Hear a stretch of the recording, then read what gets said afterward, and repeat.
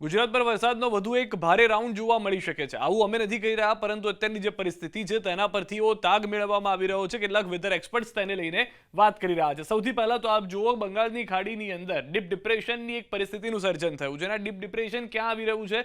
આવી રહ્યું છે ગુજરાત તરફ. ગુજરાત તરફ એ આવવાને કારણે અત્યાર પ્રમાણે એવું લાગી રહ્યું છે કે તેનો જે રૂટ છે ગુજરાત તરફનો છે, અને તેના કારણે વરસાદનો વધુ એક હેવી રાઉન્ડ આવી શકે છે.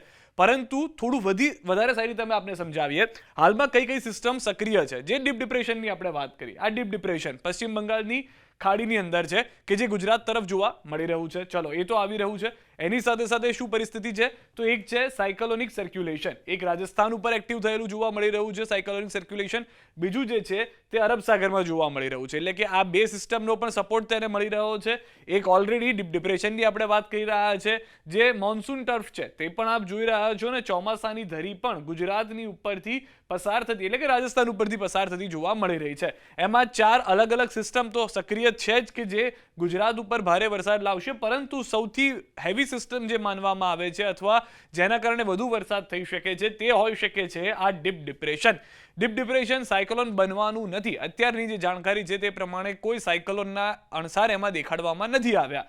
પરંતુ આ ડીપ ડિપ્રેશનનો રૂટ શું હોઈ શકે છે, એટલે કે તેનું જે આગળ ક્યાં ક્યાં વધી શકે છે. સૌથી પહેલા 28 જુલાઈના 50 કિલોમીટર પ્રતિ કલાકની ઝડપથી આ જે ડીપ ડિપ્રેશન છે તે ભારતના એ તટીય વિસ્તારો સાથે, ખાસ કરીને પશ્ચિમ બંગાળના વિસ્તારો સાથે ટકરાશે અને ત્યારબાદ ધીમે ધીમે આગળ વધશે. 29 તારીખે 52 કિલોમીટર પ્રતિ કલાકની ઝડપથી આ પવન પણ ફૂંકાતો હશે અને તે હાલમાં આ નિર્ધારિત રૂટ છે જે યુકેએમ વેધર મોડલ કહી રહ્યું છે.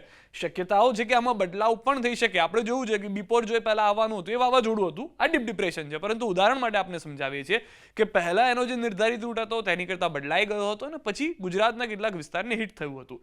એમાં આમાં પણ બદલાવ જોવા મળી શકે છે. 29 જુલાઈ બાદ વાત કરીએ 30 જુલાઈની, 33 કિલોમીટર પ્રતિ કલાકની ઝડપથી તે ધીમે ધીમે આગળ વધતું જોવા મળશે. અહીંયા આગળ આપ જોશો આ તરફ 31 જુલાઈએ સવારે 11 વાગે 54 કિલોમીટર પ્રતિ કલાકની ઝડપથી તે મધ્યપ્રદેશ સહિતના વિસ્તારોમાંથી પસાર થતું જોવા મળશે. હવે અહીંયા આગળ 31 જુલાઈ સવારે 11 વાગ્યાથી 12 કલાકનો જે બીજો સમય છે, અંદાજિત 31 જુલાઈ રાતના 11 વાગ્યાનો, ત્યારે તે મધ્ય ગુજરાત અને સૌરાષ્ટ્રની વચ્ચેનો જે વિસ્તાર છે ત્યાં આગળ હિટ થતું જોવા મળી રહ્યું છે. એટલે કે ડીપ ડિપ્રેશન ત્યાંથી પસાર થઈ રહ્યું છે. પરંતુ આ નિર્ધારિત રૂટ નથી કે એટલા આ જ રૂટ પ્રમાણે જશે. આગામી 4-5 દિવસ આ જ પ્રમાણે ડીપ ડિપ્રેશન આગળ વધશે તેવું અત્યારથી કહેવું મુશ્કેલ છે. આ નિર્ધારિત રૂટ જે છે અથવા તો અત્યારના જે અનુમાનિત રૂટ જે છે તે માનવામાં આવી રહ્યો છે. સાથે આ જે આસપાસનું આપ જોઈ રહ્યા છો જે માર્જિન જોવા મળી રહ્યું છે, શક્યતાઓ છે કે આ માર્જિનમાં આગળ પાછળ પણ જઈ શકે છે. એવું પણ શક્ય છે કે આ જે છે તે ઉપર અપર માર્જિન તમે અહીંયા જોઈ રહ્યા છો તો એ રાજસ્થાનના નીચેના જે વિસ્તારો, દક્ષિણ રાજસ્થાન છે ત્યાં પણ જતું રહે. શક્યતાઓ છે કે અહીંયા પણ આપણે માર્જિનમાં જોઈ રહ્યા છે તો આ જે રૂટ છે બદલાઈને દક્ષિણ સૌરાષ્ટ્ર અથવા તો દક્ષિણ મહારાષ્ટ્ર, ઉત્તર મહારાષ્ટ્રમાં જતું રહે. તો અત્યાર પ્રમાણે આ જે પરિસ્થિતિ છે ડીપ ડિપ્રેશનની, તે પ્રમાણેનો રૂટ જે યુકેએમ વેધર મોડલ બતાવી રહ્યું છે તે અમે આપને સમજાવવાનો પ્રયાસ કર્યો છે. અહીંયા આગળ બીજું જે આપણે ડીપ ડિપ્રેશનની વાત કરતા હતા, હવે આ ડીપ ડિપ્રેશન છે. જ્યારે પણ ડીપ ડિપ્રેશન આગળ વધે ને ત્યારે પરિસ્થિતિ સામાન્ય વ્યક્તિને ખબર છે, ખેડૂતોને પણ ખબર છે અને જે સાયન્સ સાથે જોડાયેલા છે તેઓને ખબર છે કે જેમ જેમ ડીપ ડિપ્રેશન આગળ વધતું જાય ને એમ એ વિસ્તારમાં ભારે વરસાદ કરતો જાય. જે વિસ્તારમાંથી પસાર થાય ત્યાં આગળ ભારે વરસાદ થવાની શરૂઆત થઈ જાય. શક્યતાઓ થાય કે 5-6 ઇંચ, 7-8 ઇંચ જેટલો વરસાદ થઈ જાય. જેવું એ મજબૂત સિસ્ટમ, શરૂઆતમાં આપણને સમાચાર મળશે કે કટકની અંદર, મધ્યપ્રદેશની અંદર, જબલપુર, આ ઇન્દોર જે જગ્યાએથી પસાર થઈ રહ્યું છે ત્યાંથી 30 તારીખ 31 તારીખે સમાચાર આવવા મળશે કે અહીંયા આગળ ભારે વરસાદ થયો છે, મધ્યપ્રદેશમાં ભારે વરસાદ જોવા મળ્યો છે. હવે અહીંયાનો જે આ રૂટ જોઈ રહ્યા છો આપ જુઓ, એ કઈ રીતે આવે છે? દક્ષિણ ગુજરાત થઈ અને પછી આવે છે મધ્ય ગુજરાત તરફ. હવે આ જે રૂટ છે એ પાછો પસાર કરીને ઉત્તર ગુજરાત થઈ અને બહાર નીકળે છે ડીપ ડિપ્રેશન. એટલે પરિસ્થિતિની જે રીતે આપણે વાત કરતા હતા કે અત્યાર પ્રમાણે જોવા મળી રહ્યું છે કે 2 ઓગસ્ટ 3 ઓગસ્ટ સુધી, અહીંયા ડેટ પણ અમે આપને બતાવી રહ્યા છે, તારીખ પ્રમાણે 2-3 ઓગસ્ટ સુધી ગુજરાતમાં રહી જાય, ગુજરાતમાં સારો એવો વરસાદ થાય એવું આ ડીપ ડિપ્રેશનના કારણે શક્ય બની શકે છે. અને જો આવું થાય છે, ડીપ ડિપ્રેશન જે અત્યારના અનુમાનિત રૂટ છે, અનુમાનિત જે તેનો રસ્તો છે એ પ્રમાણે જ જો આગળ જાય છે તો કેટલો વરસાદ જોવા મળી શકે છે એ પણ વેધર મોડલ્સ પરથી આપણને ખ્યાલ આવી રહ્યો છે. તો એની ઉપર પણ નજર કરી લઈએ. જેમ કે 3 ઓગસ્ટ સુધીનું સંભવિત ચિત્ર શું છે? આઇકોન વેધર મોડલ છે. આ સંભાવના જે સંભવિત ચિત્ર છે તે અમે આપને બતાવી રહ્યા છે. હવે જેટલો પણ ભાગ આપને ઘાટો ગુલાબી અથવા પર્પલ રંગનો જોવા મળી રહ્યો છે, ત્યાં અત્યાર પ્રમાણેની શક્યતા એવી છે કે 4 થી 6 ઇંચ વરસાદ જોવા મળી શકે છે 3 ઓગસ્ટ સુધીની આઇકોન વેધર મોડેલ પ્રમાણે.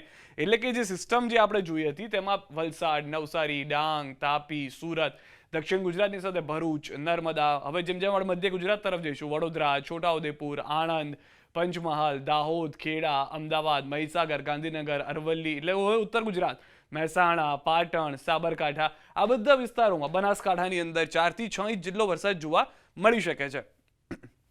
પાટણની સાથે કચ્છ, મોરબી, સુરેન્દ્રનગર, હવે એ બધા વિસ્તારો કે જે સૌરાષ્ટ્રના છે, જેમાં મોરબી, સુરેન્દ્રનગર, બોટાદ, ભાવનગર, રાજકોટ, થોડો ઘણો રાજકોટનો વિસ્તાર, ત્યારબાદ થોડો ઘણો અમરેલીનો વિસ્તાર અને થોડો ઘણો જામનગરનો વિસ્તાર, કે જ્યાં પણ 4 થી 6 ઇંચ વરસાદ આપણને 3 ઓગસ્ટ સુધીમાં જોવા મળી શકે છે. આવું અનુમાન છે આઇકોન વેધર મોડલનું. ન ફક્ત icon weather model, ECMWF weather model પણ થોડું ઘણું સહમત તેની સાથે આપ જોશો તો દક્ષિણ ગુજરાતથી મધ્ય ગુજરાત સુધી જોવા મળી રહ્યું છે. ઉત્તર ગુજરાતમાં થોડો ઘણો અહીંયા આગળ ફરક છે કે જ્યાં આગળ 2 થી 4 ઇંચ વરસાદ ઉપર નીચે જોવા મળી રહ્યો છે. સૌરાષ્ટ્રમાં તેટલી અસર 3 ઓગસ્ટ સુધીમાં જે ECMWF વેધર મોડલ છે તે નથી દેખાડી રહ્યું. તેના અનુમાન પ્રમાણે સૌરાષ્ટ્રની અંદર તેટલો કદાચ ભારે વરસાદ ન થાય, જેમ કે જામનગર, રાજકોટ, ભાવનગર, અમરેલી, જુનાગઢ, પોરબંદર, દ્વારકા, આ એ વિસ્તારો છે કે જ્યાં આગળ એટલો ભારે વરસાદ ન જોવા મળે, અથવા તો આપણે જે ડીપ ડિપ્રેશનની વાત કરતા હતા એ કદાચ ત્યાં સુધી એટલી અસર ન પહોંચાડે. આ બધા તો આપણે પ્રાઇવેટ વેધર મોડલ જે છે તેની વાત કરી રહ્યા છે, જેમ કે GFS વેધર મોડલ. હવે એની આપણે વાત કરી તો આગળના 2 વેધર મોડલ કરતાં આખું અલગ છે. એના અનુમાન પ્રમાણે 3 ઓગસ્ટ સુધીમાં ખાલી વડોદરા, છોટાઉદેપુર, ભરૂચ, નર્મદા, સુરત, તાપી, નવસારી, ડાંગ અને વલસાડ, આટલા જ વિસ્તારો છે કે જ્યાં આગળ 4 થી 6 ઇંચ જેટલો વરસાદ જોવા આપણને મળી શકે છે. પરંતુ બાકીના વિસ્તારો 3 ઓગસ્ટ સુધીમાં વરસાદ ચોક્કસથી થશે, પરંતુ છૂટો છવાયો વરસાદ હશે, અથવા તો કેટલાક વિસ્તારમાં થાય ભારે વરસાદ, આસપાસના વિસ્તારોમાં ભારે વરસાદ ન હોય, જે આપણે ચોમાસામાં જોતા આવ્યા છીએ. હવે આ બધા જ આપણે પ્રાઇવેટ વેધર મોડલની વાત કરી, હવામાન વિભાગ તરફથી પણ જે આગાહી કરવામાં આવી છે, હવામાન વિભાગનું કહેવું છે કે 30 તારીખ સુધી અલગ અલગ વિસ્તારોમાં છૂટો છવાયો વરસાદ થઈ શકે છે. હવામાન વિભાગનું અનુમાન એવું છે કે જ્યાં આગળ શરૂઆત થઈ રહી છે એ છે 30 જુલાઈની, જે ડીપ ડિપ્રેશનની અત્યારના આપણે રૂટ પણ જોયો હતો કે 30 જુલાઈથી એવા વિસ્તારો છે નર્મદા, તાપી અને ડાંગ કે જ્યાં આગળ આપ જોશો તો 4 થી લઈ અને 8 ઇંચ વરસાદનું અનુમાન લગાવવામાં આવ્યું છે. તેની સિવાય જે યલો રંગમાં છે, એટલે કે પીળા રંગમાં છે, ગીર સોમનાથ, અમરેલી અને ભાવનગર, સૌરાષ્ટ્રના 3 જિલ્લાઓ અને ત્યારબાદ દક્ષિણ ગુજરાતના જિલ્લાઓ દમણ, વલસાડ, દાદરાનગર હવેલી, નવસારી, સુરત, ભરૂચ, વડોદરા અને છોટાઉદેપુર મધ્ય ગુજરાતના વિસ્તારો કે જ્યાં આગળ 30 જુલાઈએ 2.5 થી લઈને 4 ઇંચ સુધીનો વરસાદ જોવા મળી શકે છે. હવે 31 જુલાઈએ અહીંયા આગળ આપ જોશો કે જ્યારે સિસ્ટમ હિટ થતી પહેલા અલગ અલગ વેધર મોડલમાં પણ જોવા મળતી હતી, તે પ્રમાણે ઓરેન્જ એલર્ટ વાળા વિસ્તાર વધી ગયા છે, જેમ કે દક્ષિણ ગુજરાતનું નવસારી, દમણ, વલસાડ, ડાંગ, તાપી, સુરત, નર્મદા, આ તમામ વિસ્તારો, બરોબર. હવે અહીંયાથી મધ્ય ગુજરાત, ભરૂચ, વડોદરા, આણંદ, છોટાઉદેપુર, જેમાં છોટાઉદેપુર ઓરેન્જ એલર્ટ પર છે, એટલે કે ત્યાં આગળ 4 થી 8 ઇંચનો વરસાદ જોવા મળી શકે છે. મોટાભાગના યલો એલર્ટ વાળા છે ભરૂચ, વડોદરા, આણંદ, ખેડા, પંચમહાલ, દાહોદ, મહીસાગર, અરવલ્લી, ગાંધીનગર, અમદાવાદ, સુરેન્દ્રનગર, બોટાદ, હવે સૌરાષ્ટ્ર તરફ રાજકોટ, ભાવનગર, અમરેલી અને ગીર સોમનાથ કે જ્યાં આગળ 2.5 થી 4 ઇંચનો વરસાદ થઈ શકે છે તેવું હવામાન વિભાગ તરફથી અનુમાન છે 31 જુલાઈ માટે. ત્યારબાદ 1 તારીખે હવે અહીંયા આગળ આપ જુઓ કે જે સિસ્ટમ આપણે જોતા હતા કે મધ્ય ગુજરાતને હિટ કરી રહી છે, મોટાભાગના વિસ્તારો હવે યલો એલર્ટમાં છે, થોડા જ વિસ્તારો ઉત્તર ગુજરાતના અને સૌરાષ્ટ્રના વિસ્તારોને બાકાત કરતા મોટાભાગના વિસ્તારો યલો એલર્ટમાં છે, પરંતુ ઓરેન્જ એલર્ટ વાળા છે જે હવામાન વિભાગ કહી રહ્યું છે 1 તારીખે આણંદ, વડોદરા, નર્મદા, છોટાઉદેપુર, ખેડા, પંચમહાલ અને દાહોદ કે જ્યાં આગળ 4 થી 8 ઇંચ વરસાદની શક્યતા છે. બાકીના વિસ્તારોમાં 2.5 થી 4 ઇંચ વરસાદ તો જોવા મળી જ શકે છે. 1 ઓગસ્ટનું અનુમાન છે કે જ્યારે આપણે જોતા હતા કે જે ડીપ ડિપ્રેશન જે ગુજરાતમાં પ્રવેશે છે અને અસર કરી શકે છે. 2 ઓગસ્ટ આજ છેલ્લો દિવસ છે, 2 ઓગસ્ટ કે જેના માટેનું અનુમાન કરવામાં આવ્યું છે હવામાન વિભાગ તરફથી, કે જેમાં આપ જોશો તો જે સિસ્ટમ આપણે વિચારતા હતા કે જે હવે ઉત્તર ગુજરાત તરફ જઈ રહી છે, જે એનો નિર્ધારિત રૂટ અત્યારના જોવા મળતો હતો, અનુમાનિત જે રૂટ હતો તે પ્રમાણે કચ્છ, વાવથરાદ, પાટણ, મહેસાણા અને અરવલ્લીનો વિસ્તાર કે જ્યાં આગળ આપ જોશો તો 2.5 થી 4 ઇંચ વરસાદ છે. બનાસકાંઠા અને સાબરકાંઠામાં હવામાન વિભાગના અનુમાન પ્રમાણે 4 થી 8 ઇંચનો વરસાદ જોવા મળી રહ્યો છે. હવે આ ડીપ ડિપ્રેશન જે છે તે સૌથી મજબૂત સિસ્ટમ અત્યાર સુધીની માનવામાં આવી રહી છે આ ચોમાસાને લઈને, કે જે આગળ વધી રહી છે, જેના કારણે ગુજરાતમાં વરસાદની શક્યતાઓ વધુ તીવ્ર જોવા મળી રહી છે 30 તારીખથી લઈને. હવે હવામાન વિભાગ પણ કહી રહ્યું છે કે વરસાદ જોવા મળી શકે છે. કેટલાક વેધર મોડલ પ્રમાણે તે થોડું વહેલું આવી શકે છે સિસ્ટમના કારણે ચોમાસામાં ભારે વરસાદ, ને કેટલાકમાં થોડું મોડું જોવા મળી રહ્યું છે. જે અપડેટ છે તે અમે આપ સુધી પહોંચાડતા રહીશું, પરંતુ હાલમાં સૌથી વધારે મહત્વની વાત એ છે કે સૌથી મજબૂત સિસ્ટમ ડીપ ડિપ્રેશન ગુજરાત તરફ આવતું હાલમાં જોવા મળી રહ્યું છે.